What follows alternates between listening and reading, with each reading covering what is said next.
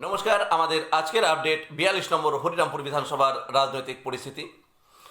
অনুগ্রহ করে চ্যানেলটি সাবস্ক্রাইব করে সঙ্গে থাকবেন যাতে আপনাদের জন্য নতুন নতুন ভিডিও নিয়ে হাজির হতে পারি।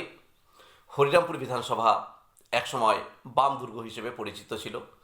এই হরিরামপুর বিধানসভায় দীর্ঘদিন ধরেই রাজনীতি ভিন্ন পথে পরিচালিত হচ্ছে। তবে এই হরিরামপুর বিধানসভা পশ্চিমবঙ্গের অন্যান্য বিধানসভার তুলনায় স্বতন্ত্র। কারণটা কি জানেন? সেই কারণটা আপনাদের সামনে তুলে ধরব। হরিরামপুর বিধানসভা, যার কথা বলছিলাম, বামদুর্গ হিসেবে পরিচিত ছিল অনেক দিন থেকেই। কালের বিবর্তনে আজ অবশ্য এখানে সেই দিন অতীত। ক্রমে পরিবর্তনশীল সমাজে আজ ভিন্ন পন্থায় রাজনীতি এখানে বিদ্যমান।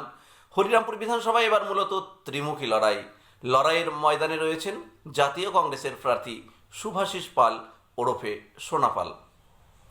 এদিকে তৃণমূল কংগ্রেসের প্রার্থী হিসেবে রয়েছেন বিপ্লব মিত্র এবং বিজেপির প্রার্থী দেবব্রত মজুমদার। তিনজনেই পরিচিত মুখ এলাকার। প্রথমেই বলি শুভাশিস পাল ওরফে সোনাপাল মহাশয়ের কথা। তিনি এলাকার ভূমিপুত্র হিসেবে পরিচিত। দীর্ঘদিন ধরে জাতীয় কংগ্রেসের সঙ্গে ছিলেন তিনি। জাতীয় কংগ্রেসের হয়ে বহু লড়াই করেছেন এক সময়, কিন্তু কালের বিবর্তনে এক সময় তাকে জাতীয় কংগ্রেস ছেড়ে তৃণমূলে আসতে হয়েছিল।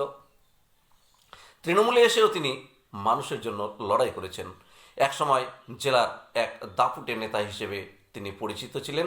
জাতীয় কংগ্রেসের ভোট প্রচারে ইস্যু সোনাপাল সকলের কাছের মানুষ এবং সমাজসেবী। এবারে বলতে হয় তৃণমূল কংগ্রেস প্রার্থী হেভিওয়েট নেতা বিপ্লব মিত্র মহাশয়ের কথা। তিনিও এক অতি পরিচিত মুখ। তিনি শুধু পরিচিত মুখে কথা বললে ভুল হয়, তিনি পশ্চিমবঙ্গ সরকারের ক্রেতা সুরক্ষা দপ্তরের মন্ত্রীও বটে। মানুষের প্রয়োজনে তিনি মানুষের পাশে থাকেন। মমতা বন্দ্যোপাধ্যায়ের অতি কাছের মানুষ হিসেবে পরিচিত তিনি। এলাকায় যথেষ্ট নাম ডাকও রয়েছে।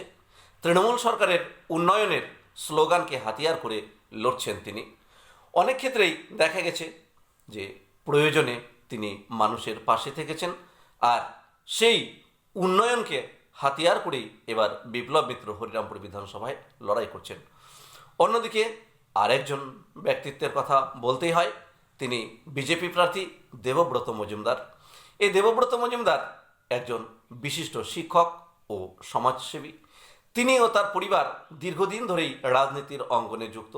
তার পূর্বপুরুষও রাজনীতির অঙ্গনে যুক্ত ছিলেন।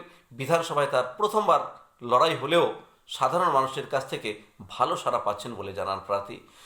এবছর বিজেপির ইস্যু এবার ঘরের ছেলে। এই দেবব্রত মজুমদার জোর কদমে প্রচার কার্য চালাচ্ছেন। সারা পশ্চিমবঙ্গের মতো এই হরিরামপুর বিধানসভায়ও পরিবর্তনের যে একটা আওয়াজ, সেই আওয়াজ নিয়ে তিনি লড়ছেন। হরিরামপুর বিধানসভায় সকল মানুষ চিরকাল সুস্থ সুন্দর রাজনীতিতে বিশ্বাস করেন। এখানে প্রার্থী অনেক হলেও সমস্যা, সংকট, গণ্ডগোল, হাঙ্গামা একেবারে নেই বললেই চলে। রাজনৈতিক হাঙ্গামা মুক্ত এই বিধানসভাটি। তিনজন প্রার্থীর প্রত্যেকেই মানুষের আপদে বিপদে থাকেন।